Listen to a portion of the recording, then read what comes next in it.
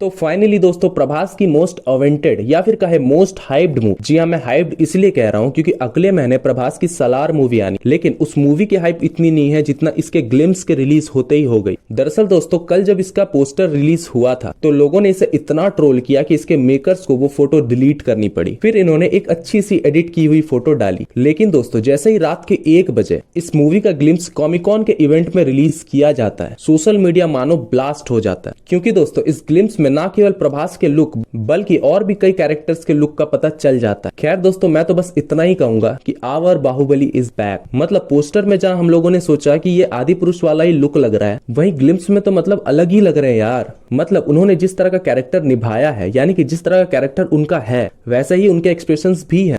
और सिर्फ उनका ही नहीं बल्कि और भी कई कैरेक्टर्स है जैसे कि दीपिका पादुकोण, अमिताभ बच्चन। इन लोगों के लुक के बारे में मतलब मैं क्या ही बात करूं। सबसे भयानक तो यार अमिताभ बच्चन, मतलब यार इनको तो साक्षात दंडवत करना पड़ेगा। मतलब आप ही सोचो ये 80+ हो चुके हैं और ये एक्शन मूवीज कर रहे हैं, यहाँ तक कि एक्शंस भी कर रहे हैं और इनका एक इंपॉर्टेंट रोल भी है। मतलब जैसा कि आपने ग्लिम्स में देखा है कि उनका जो कैरेक्टर है वो 2 लोगों से हो सकता है, या तो वो अश्वत्थामा है या तो वो परशुराम है। मुझे जहां तक लगता है कि वो परशुराम है, क्योंकि दोस्तों सबसे पहले तो उनका एज परशुराम जैसा ही लगता है। क्योंकि दोस्तों आज तक हमने परशुराम को जैसे भी गेटअप में देखा है वो अमिताभ बच्चन से सूट करता है, और मुझे जहां तक लगता है कि ये अश्वत्थामा नहीं है, ये परशुराम।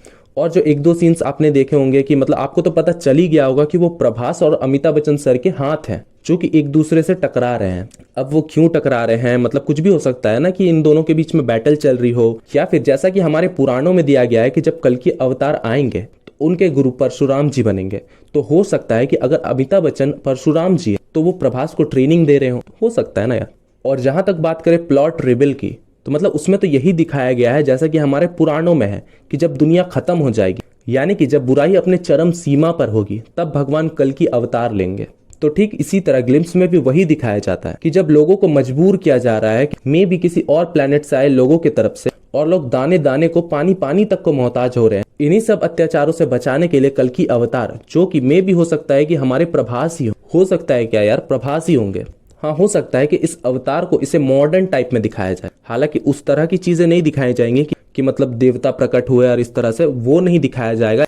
लेकिन मॉडर्न तरीके से तो ये सब कुछ दिखाया जरूर जाएगा, क्योंकि अगर अमिताभ बच्चन सर का इस तरह का कैरेक्टर है जो कि परशुराम से रिलेट करता है तो बाकी चीजें भी हो सकती हैं।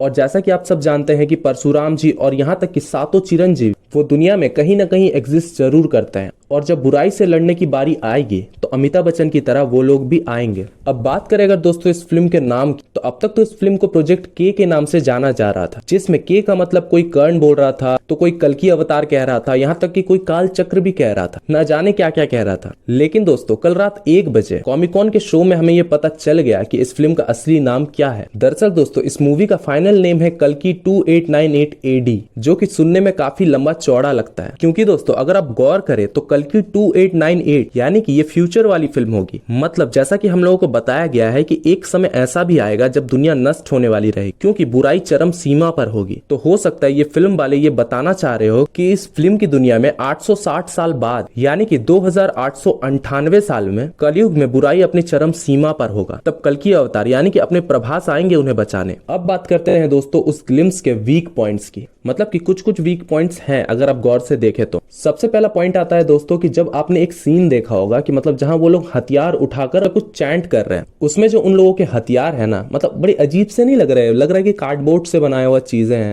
मतलब कि पूरा रियलिस्टिक नहीं लग रहा है, पूरा लग रहा है कि वो सब कार्डबोर्ड से बनाए हुए हथियार हैं। वैसे ये सारी गलती नॉर्मल पब्लिक के लिए मैटर नहीं करती, लेकिन फिर भी अगर हम लोगों ने देखा है तो मतलब यार पॉइंट तो करेंगे ना। अब दूसरा पॉइंट आता है दोस्तों, आप लोगों ने एक ब्लास्ट वाला सीन देखा होगा, उसमें भी अगर आप गौर से देखें ना तो बिल्कुल एकदम नॉर्मल सा सीन लग रहा है। मतलब ऐसा लग ही नहीं रहा है कि बहुत ही बड़ा ब्लास्ट था। हालांकि हर फिल्म में इस तरह की गलतियां होती हैं। अब तीसरा जो पॉइंट आता है दोस्तों वो है दीपिका पादुकोण का गेटअप, क्योंकि इसमें दीपिका पादुकोण के बारे में ज्यादा रिवील नहीं किया गया है, उसमें एक नॉर्मल पब्लिक की तरह ही उसे दिखाया गया है। मतलब उनका कैरेक्टर का इंपॉर्टेंस क्या है ये हमें आगे आने वाले ट्रेलर या टीजर में पता चलेगा। अब बात करें अगर दोस्तों चौथे पॉइंट की, तो वो है कमल हसन सर हमें कहीं नहीं दिखे। मतलब उनका भी एक इंपॉर्टेंट रोल है, लेकिन उनके बारे में कुछ भी नहीं दिखाया गया। मतलब यहाँ तक कि उनकी एक छोटी सी झलक भी नहीं देखने को मिली, और रूमर्स के हिसाब से वो इस फिल्म में मेन विलेन विलन का रोल अदा कर रहे हैं, तो अगर इनका रोल इतना मेन है तो उनके बारे में दिखाना चाहिए था। खैर दोस्तों, ये तो सिर्फ एक ग्लिम्स है, अभी टीजर ट्रेलर सब कुछ बाकी है। तो दोस्तों करते हैं ट्रेलर और टीजर का वेट। मैं देता हूँ इस ग्लिम्स को 3 आउट ऑफ 5 स्टार। मिलते हैं अगली वीडियो में, तब तक के लिए बाय, टेक केयर एंड जय हिंद।